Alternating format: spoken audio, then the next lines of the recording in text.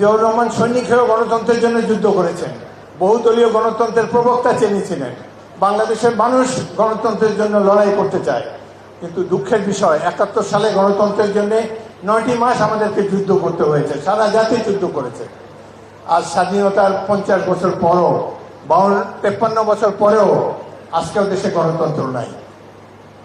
সেনাবাহিনী প্রধান বলেছেন ডিসেম্বরের মধ্যে ইলেকশন দিতে হবে, সামরিক বাহিনীর প্রধান চায় নির্বাচন, আর যারা এখানে ক্ষমতায় আসেন সিভিল সরকার, একটি তত্ত্বাবধায়ক সরকার, একটা অন্তর্বর্তীকালীন সরকার, তারা গণতন্ত্র দিতে চায় না, তারা নির্বাচনের কথা বলে না, দুনিয়ার কথা বলে। সংস্কার করবে, কি সংস্কার করবে? সংস্কার করা একমাত্র অধিকার নির্বাচিত গণপ্রতিনিধিদের। এখানে একটা গোষ্ঠী এসে বললো আমরা এই সংস্কার করবো, কয়েকজন নাবালক ছাত্র বললো আমরা ওই সংস্কার করলো। এইভাবে কি বাংলাদেশ চলবে? এই জন্য কি আমরা যুদ্ধ করেছিলাম? এই জন্য জিয়াউর রহমান স্বাধীনতার ডাক দিয়েছিলেন? আমরা তো এটি মানতে পারি না।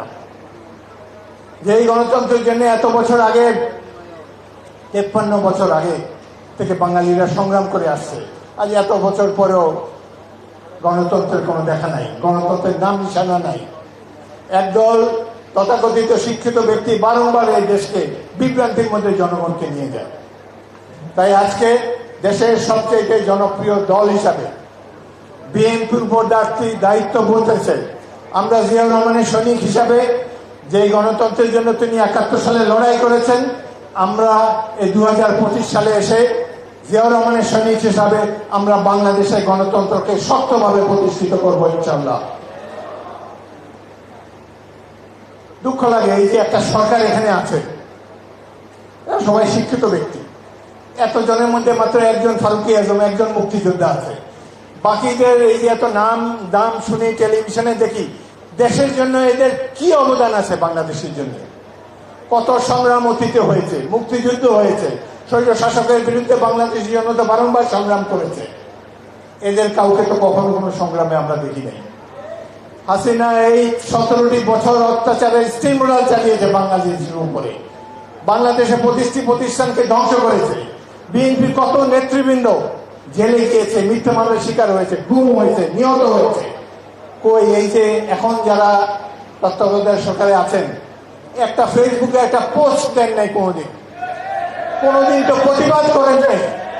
অথচ দেখেন ভাগ্যের কি নির্মম পরিহাস, আজকে তারা বাংলাদেশের ভাগ্য বিধাতা বসে গিয়েছে। তারা বাংলাদেশের ভবিষ্যৎ নির্ধারিত করতে চায়, যাদের জনগণের জন্য কোনো ধরনের কোনো কন্ট্রিবিউশন নাই। এগুলো হলো ষড়যন্ত্রের রাজনীতি। বাংলাদেশ আন্তর্জাতিক ষড়যন্ত্রের গৃহভূমি হতে চলেছে। আমরা জানি না বাংলাদেশকে যুদ্ধ লিপ্ত করার ষড়যন্ত্র করছে। সরকারের পররাষ্ট্র উপদেষ্টা বলেছেন, আরো কিছু কিছু নেতা বলেছেন আমাদেরকে সামরিক মানবিক করিডোর দিতে হবে। কিসের জন্য? জনগণের জানার অধিকার নাই? আমাদের দেশকে একটি যুদ্ধ অবস্থার মধ্যে নিয়ে যাওয়া হচ্ছে, বাংলাদেশের সাধারণ মানুষ জানতে পারবে না, অথচ দেশে একটি সরকার আছে। সুতরাং বাংলাদেশের মানুষকে মনে আরো দীর্ঘদিন সংগ্রাম করতে হবে।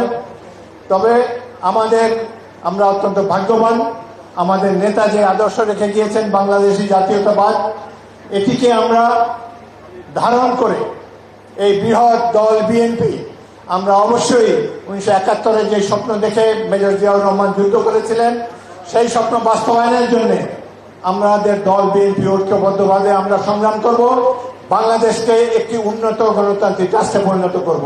আপনাদের সবাইকে অসংখ্য ধন্যবাদ।